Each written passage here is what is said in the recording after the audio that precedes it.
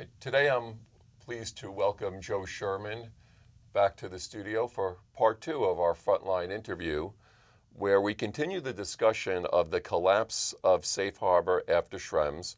What does this mean for internal investigations? So Jo, welcome back. Thanks, Richard.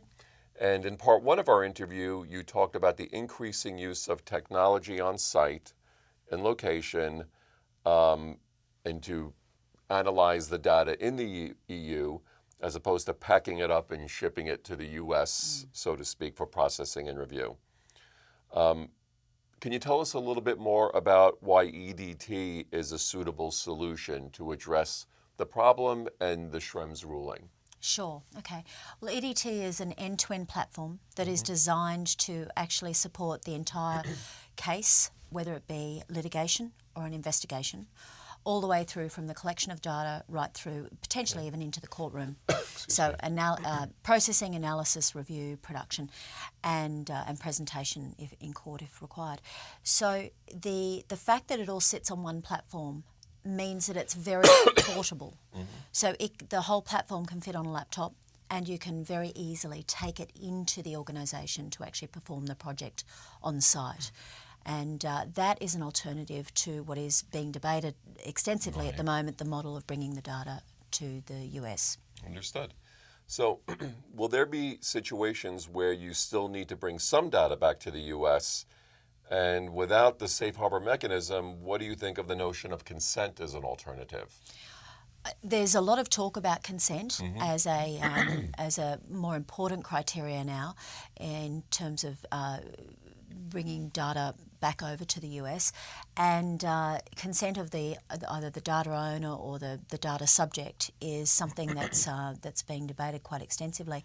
One thing that I find quite interesting is the practicalities of it, because it might be possible in a corporate context to get consent from employees about how their data should be used, or in a transactional sense when you're engaged in e-commerce to obtain consent from the users of a particular online service. But when you're dealing with an investigation or litigation, I wonder how often it's really likely that you're going to get full cooperation and consent from someone that is effectively under investigation. It occurred to me actually before we came to this session today that you probably got quite an interesting perspective on that, having been at the other side. I mean, what do you think goes through the mind of those that are under investigation, and why would they contemplate consenting to their data being used or indeed transferred? That's an excellent question. I think there are a number of different perspectives. Certainly when I partially cooperated with my former employer's internal investigation, I mean, part of the thinking of someone who's the target, as opposed to maybe being asked as a witness, is maybe this investigation gets handled internally and potentially doesn't get turned over to law enforcement. So there's certainly a deterrence proposition, or maybe a cost-benefit analysis as to whether or not one might cooperate internally and consent to have different data released to their employer. But is the employer then also saying, well, we're going to keep it here, or is the employer being asked to, potentially waive the rights to turn it over to law enforcement? I don't think so. So I think what's different today, Jo, is in this regulatory and enforcement environment, someone, and we realize that today's witness could be tomorrow's target, but someone who knows they are a target probably understands, especially in a public company environment, that eventually this investigation is going to wind its way to the law enforcement authorities. So I think I would have to return to a piece that Tom Fox recently wrote, where he concluded good luck with that.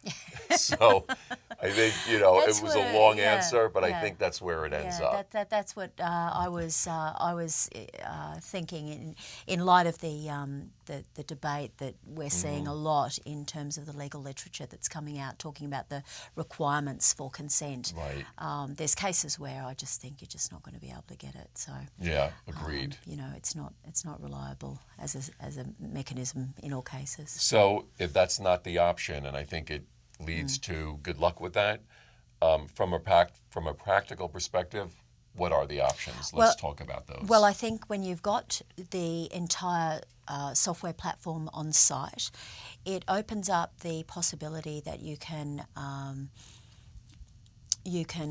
process the data, do a first pass analysis to identify the personal information.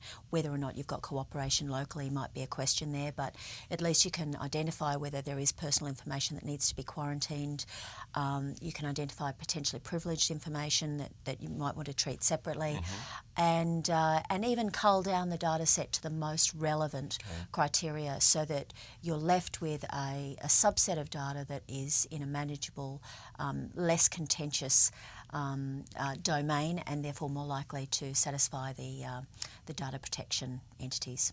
Do you think some companies are there already, or do you think this is now going to require sort of a change in paradigm for a lot of organizations? I think it'll change the way a lot of organisations work because, let's face it, litigation is extensively driven by the US market. It's the biggest litigation market in the world. Sure.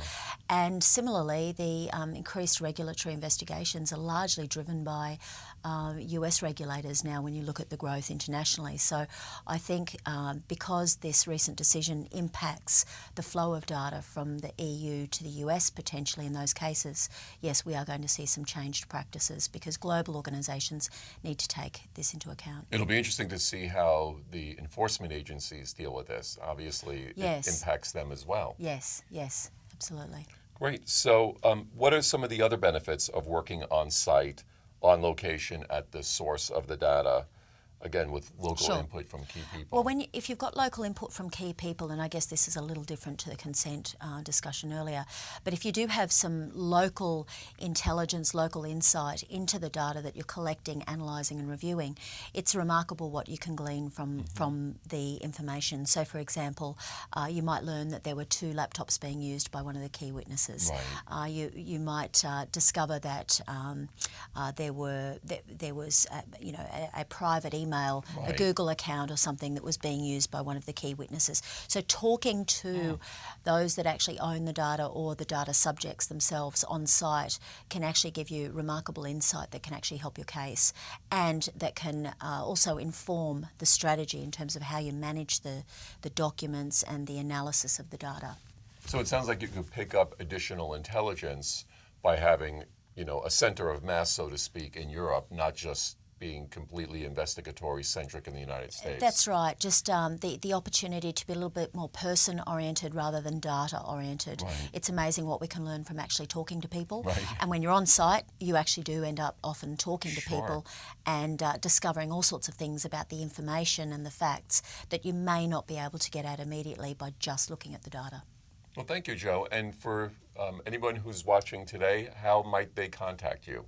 Our website is discoveredt.com, discoveredt.com, and our Twitter is discoveredt, discoveredt, and I'm Jo at discoveredt.com. Well, great. Well, Thank thank you. Appreciate you joining me again Thank today. you, Richard. Thank Pleasure. you.